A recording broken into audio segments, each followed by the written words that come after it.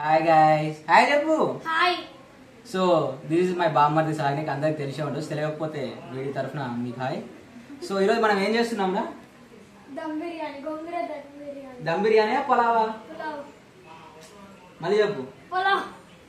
So ఈరోజు ప్రియా పచ్చళ్ళ వాళ్ళ సహకారంతో మనం గోంగూర పులావ్ అయితే చేసుకుంటున్నాం. పోయినసారి ఆచి పచ్చడితో చేసాం, అదిరిపోయింది. సరే ప్రియా పచ్చడితో చేసా పగిలిపోద్దేమో అని ట్రై చేస్తున్నాం. సో దిస్ ఇస్ ప్రియా పచ్చడి, గోంగూర పచ్చడి మీ అందరికి తెలిసిందే. సో లాస్ట్ టైం అయితే ఆచి పచ్చడి యూజ్ చేసి, ఆచి పచ్చడా సారీ తెలుగు ఫుడ్స్ పచ్చడి యూజ్ చేసాం. టేస్ట్ అయితే అదిరిపోయింది. దాంతో పాటు ఎంటీఆర్ వాళ్ళ 12 రూపీస్ బిర్యానీ మసాలా పౌడర్ వేసా. బట్ ఈసారి కొత్తగా ట్రై చేస్తున్నా, మొత్తం తెలుగు వర్షన్ ఈసారి అయితే. నాకు ఒక డౌట్. డౌట్ ఈసారి బ్రాండ్ల మీదే వాడడమా? అదేందో కూడా సరిగ్గా బ్రాండ్లే కావాలా నీకు? Everything branded related. So rupees కూడా అవసరమా నీకు? డబ్బులు కూడా చెప్పాలా? చెప్పాలి బ్రో, లేకుంటే అందరు ఆడియన్స్ అర్థం చేసుకోరు. సో ఆగు, ఇదేంటో చూపిస్తా. జూమ్ ఇన్ ఐషు పాప. సో ఇదేంటంటే పచ్చిమిరపకాయలు మీకు తెలిసిందే, ఇది కరివేపాకు మీకు తెలిసిందే, ఇది ఆనియన్స్, సారీ టమాటోస్ తెలిసిందే, ఇది ఆనియన్స్ తెలిసిందే. సాల్ట్ కూడా ఆల్రెడీ వేసి కలిపి పెట్టాం. దీనిలోకి మనం పెరుగు వేసుకుంటున్నాం రైతా చేసుకోవడానికి. ఫస్టే రైతా చేసేస్తే ఒక పని అయిపోతుందని వీఆర్ థింకింగ్ ఆఫ్. సో ఇదైతే కమ్మటి చిక్కటి పెరుగు దానిలోకి అయితే వేసేస్తున్నాం.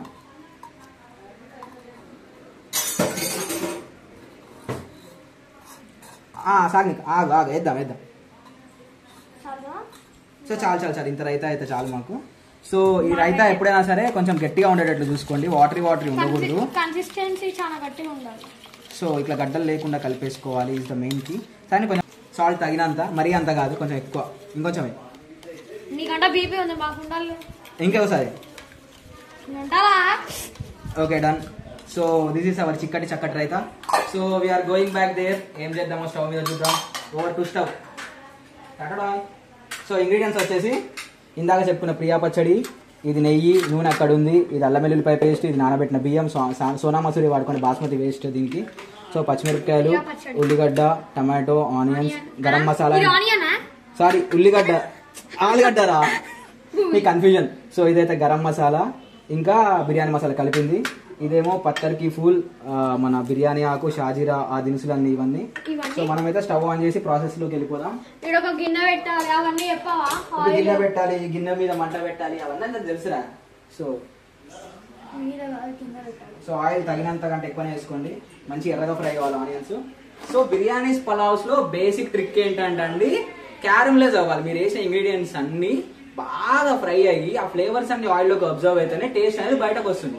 సో ఆయిల్స్ డైట్స్ అని పక్కన పెట్టి మంచిగా చేసుకొని తినండి. సో చూడండి, మనకైతే ఈ మసాలా దినుసులు వేసేసాం, అండ్ అల్లం వెల్లుల్లి పేస్ట్, ఇది కూడా తగినంత కంటే ఎక్కువనే వేసుకోండి, పర్లేదు. అండ్ మనం ఇందులో మెయిన్ థింగ్ ఏంటంటే ఈరోజు కొత్తిమీర, పుదీనా ఏం వాడట్లేదు బిర్యానీలో, ఓన్లీ కరివేపాకు, అది కూడా రైతాలో వాడాం. అండ్ ఉల్లిపాయలు వేసేసుకుంటున్నాం.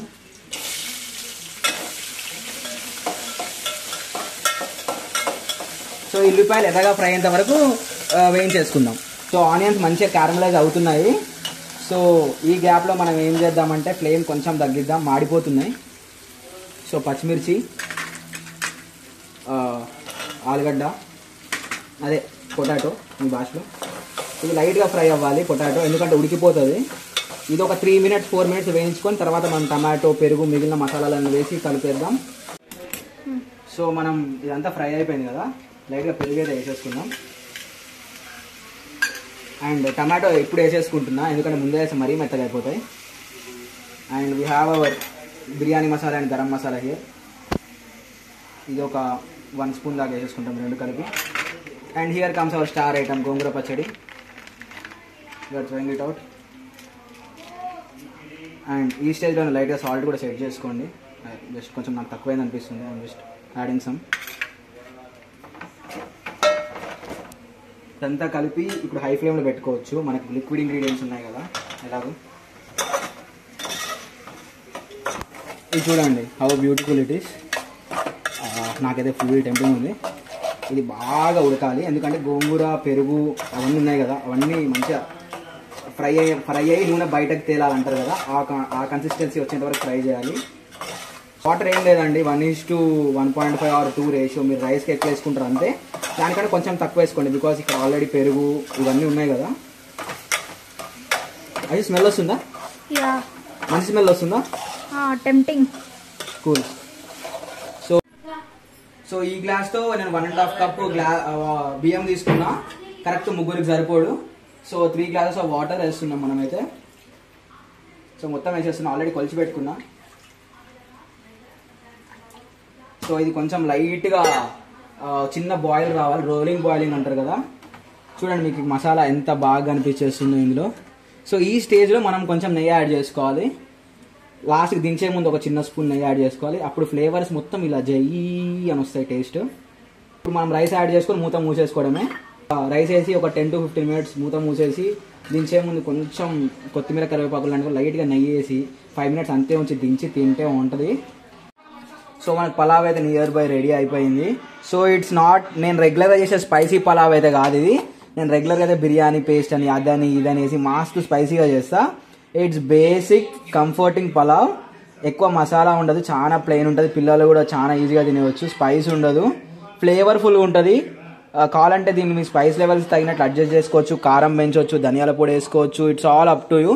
బట్ నేనైతే ఈరోజు చేసింది మైల్డ్ ఫ్లేవర్డ్, ఎందుకంటే ఎక్కువ మసాలా అని అందరు అంటారు కాబట్టి మనం నెయ్యి వేసి కలిపేసాం. ఫుడ్ ఎలా ఉంది ఐషు, నచ్చిందా? సో ఈ ఫుడ్ కనుక మీకు నచ్చినట్లయితే, మా సాగ్నిక్ కనుక మీకు నచ్చినట్లయితే మా ఛానల్కి లైక్, షేర్ అండ్ సబ్స్క్రైబ్ చేయండి. సాగ్నిక్ చెప్పరా? Biryani masala, biryani masala, biryani paste, noodles rice paste, noodles masala అంటున్నాయి.